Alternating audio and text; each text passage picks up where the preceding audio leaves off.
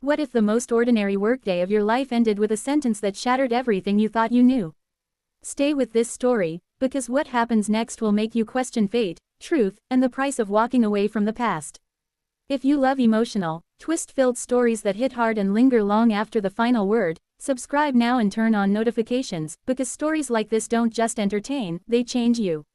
Dr. Ethan Hale had learned to measure his days in heartbeats and paperwork, in the soft rise and fall of patients' chests and the relentless ticking of the clock above the exam room door, and on the Tuesday morning when everything changed, nothing felt unusual at first, not the pale winter light slipping through the blinds, not the scent of antiseptic clinging to his coat, not even the faint ache in his lower back that came from sleeping in a chair beside his daughter's bed after her nightmare the night before. Because Ethan was a single father first and a doctor second, no matter what the framed degrees on his wall claimed, and by the time the nurse knocked gently and said his next patient had arrived, he was already running 7 minutes behind and mentally apologizing to a waiting room full of strangers who had no idea how carefully he tried to hold their lives steady while his own felt like it was balanced on a thread, and the woman who stepped into his office looked like any other patient at first glance, mid-30s maybe, coat too thin for the cold, dark hair pulled back in a way that suggested she hadn't expected to see anyone today, her eyes darting briefly to the medical charts, the cabinets, the family photo on his desk of a smiling little girl missing one front tooth,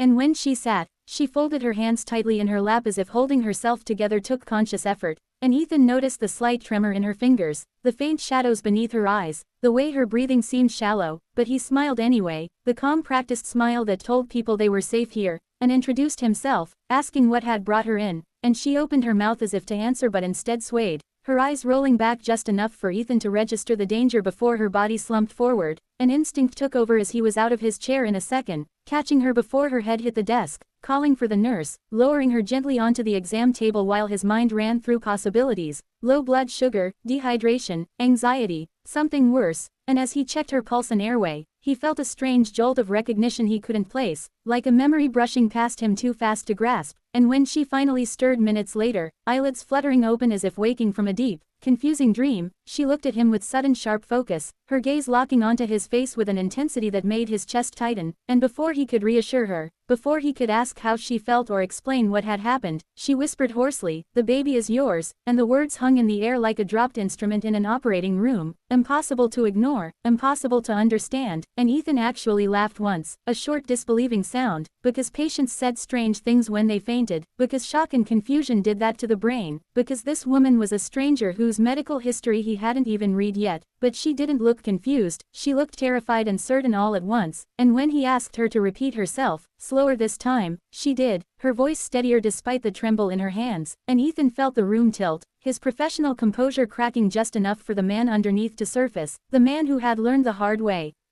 that life could change in a single moment, because 7 years earlier there had been another moment, another woman, another sentence that had altered everything, a memory he kept locked away for the sake of his daughter and his sanity, and as he stared at the woman on the table, her eyes glossy but unwavering, the nurse hovering uncertainly by the door, he realized with a cold rush that this wasn't just a medical emergency, it was the beginning of something he wasn't prepared to face, something that reached back into his past and threatened to rewrite it, and while he forced himself to ask clinical questions, to check her vitals, to restore order to the room, his mind raced ahead to consequences, to headlines, to his daughter Lily waiting at home with her homework and her endless questions, to the fragile balance he'd built between being a good father and a good doctor, and when the woman finally gave her name, Mara, there it was again, that jolt of recognition sharpening into something darker, something closer to fear, because he had known Amara once, long before he wore a white coat every day, back when hope was reckless and mistakes felt survivable, and as she watched his face change, as understanding dawned slowly and painfully between them,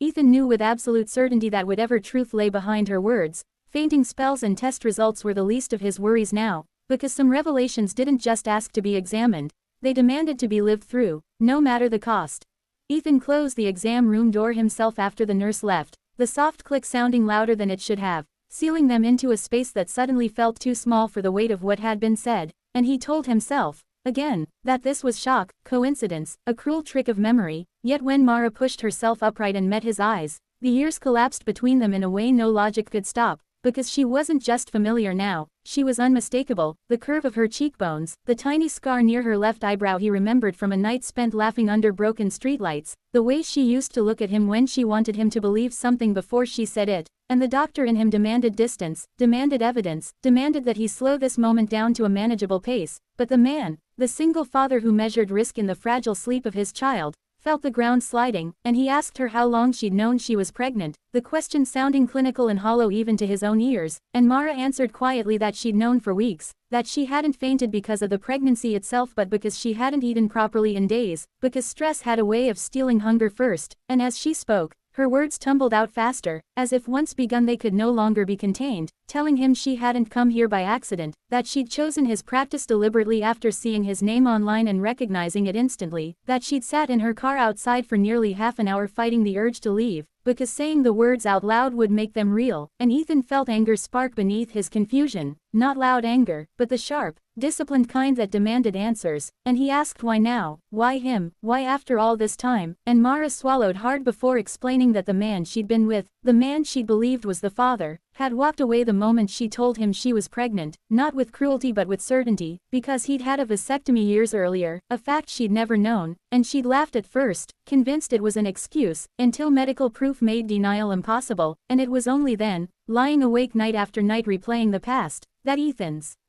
face had risen unbidden in her mind, along with a memory she'd buried out of fear and pride, a memory of a night 7 years ago when their lives had intersected briefly and intensely, a night neither of them had intended to mean more than it did, except that it had, and as she spoke, Ethan's own memory filled in the gaps with brutal clarity, the conference in Chicago, the celebration after passing his boards, the drink that turned into 3, the way Mara had seemed like an escape from the pressure he'd been under, brilliant and warm and unattached, the way they'd promised to keep it simple, the way he'd left before sunrise with the unshakable belief that simplicity was a choice, and now she was sitting in his office telling him simplicity had been a lie, and Ethan stood and turned toward the sink, washing his hands though they were already clean, buying himself seconds to breathe, to remember that he was a physician sworn to care, not accuse, and when he turned back, he asked the question he feared most, if she was certain, and Mara nodded, explaining that timelines didn't lie, that dates narrowed possibilities down to one man, and as much as she wished it weren't him, as much as she tried to convince herself she was wrong,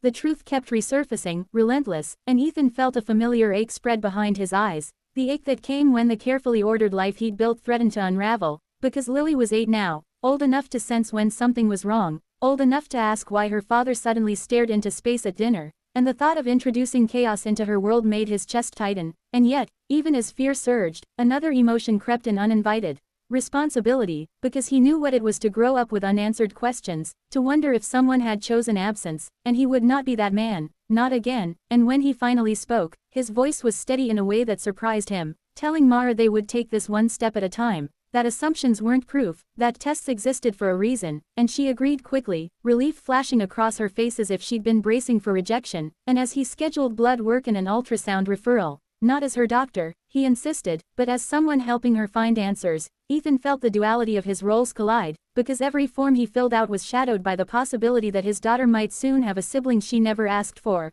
that his quiet evenings might be replaced by something louder and messier and irrevocably permanent, and when Mara stood to leave, pausing by the door as if unsure whether to say more, she whispered that she hadn't come for money or forgiveness, only truth, and as she left, Ethan sank into his chair, staring at the empty space she'd occupied, realizing that the hardest part wasn't proving whether the baby was his, but facing what he would do if it was, because some tests didn't just reveal facts, they revealed who you really were. The days between the tests and the results stretched into something heavier than time, each hour weighted with possibility, and Ethan discovered that uncertainty was far more exhausting than certainty had ever been, because certainty, even when painful, allowed movement, while this limbo forced him to live in 2 futures at once, one where Mara's words were a mistake born of fear and coincidence, and another where they were true and his life was already changing in ways he hadn't yet found language for, and he moved through his routines like a man underwater, smiling for patients, signing charts, picking Lily up from school and listening attentively as she explained in great detail why her class pet turtle needed a name more dignified than Speedy, all while a quiet voice in his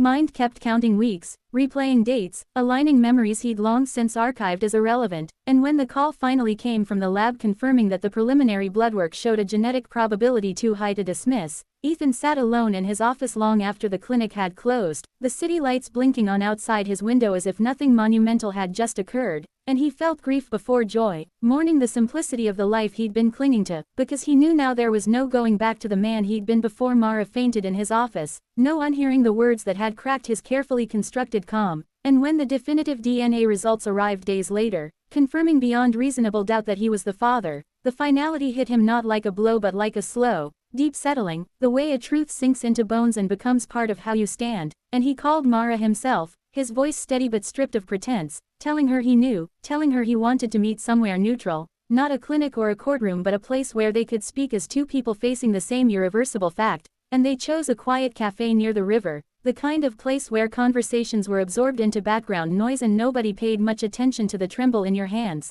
And when Mara arrived, visibly further along now, a softness rounding her face that hadn't been there before, Ethan stood instinctively, an action that surprised them both, and they talked for hours, not about blame but about reality, about how fear had shaped their choices, about how neither of them had imagined standing here years ago discussing co-parenting schedules and prenatal appointments, and Mara admitted through tears that she'd expected resistance, lawyers, distance, because that was what experience had taught her to expect from men when consequences arrived, and Ethan surprised himself by admitting that part of him had wanted to run, not because he doubted the truth but because he doubted his ability to protect everyone involved, especially Lily, whose world was already fragile after losing her mother to illness years before, and it was Lily who ultimately anchored his decision, because when he finally told her, carefully, gently, sitting on the edge of her bed with the nightlight glowing softly, she listened in silence before asking if the baby would need bedtime stories too, and when he said yes, she nodded solemnly and declared that she could help, because families, in her understanding, expanded rather than broke, and in that moment Ethan felt something inside him loosen, the fear giving way to resolve, and months later, when the baby was born on a rain-soaked morning that felt impossibly similar to the one when Lily had entered his life, Ethan stood beside Mara not as a savior or a rescuer but as a father, cutting the cord with hands that didn't shake, realizing that the unbelievable discovery he'd dreaded had become an undeniable truth he could live with, and as he held his newborn son for the first time, feeling the small, fierce grip of a life that carried pieces of his past and his future at once, Ethan understood that fate hadn't ambushed him in his office that day.